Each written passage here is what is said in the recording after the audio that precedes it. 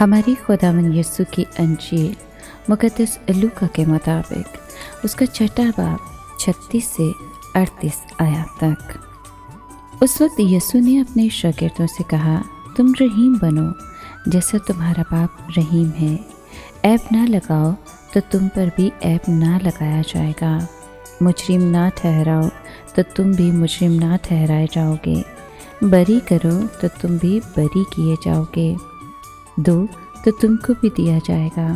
अच्छा पैमाना दबाया हिलाया भरपूर तुम्हारे दामन में डाला जाएगा, क्योंकि जिस पैमाने से तुम नापते हो उसी से तुम्हारे लिए भी नापा जाएगा। पाक कलाम के पढ़े और सुने जाने पर खुदावंद की बरकत हो, खुदा का शुक्र हो। अजीज़ दोस्तों, जब कभी हम अदालतों, पंचायतों या किसी फैसला करने वाली कमेटियों या इदारों को देखते हैं तो हम बहुत बड़े हजूम को देखते हैं।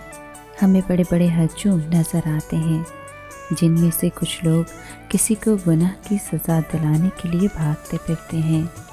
कुछ लोग बेगुनाहों को गुनाहगार ठहराने की जुस्तजू में लगे होते हैं। कुछ लोग अदालतों में अपने मतलब का ऐलान करवाना चाहते हैं। ऐसे माहौल में इंसाफ कहाँ मिलेगा? हर कोई अपनी झोली में पत्थर लिए फिरता है।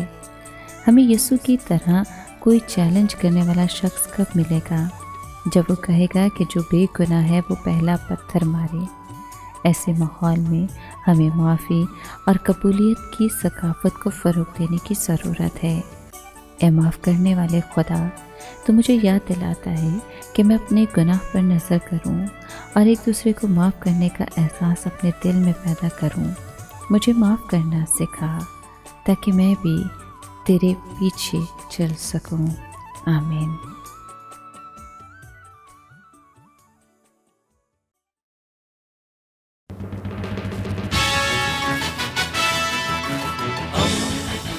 दोस्ती का पैगंबर, रेडियो वेरितास एशिया।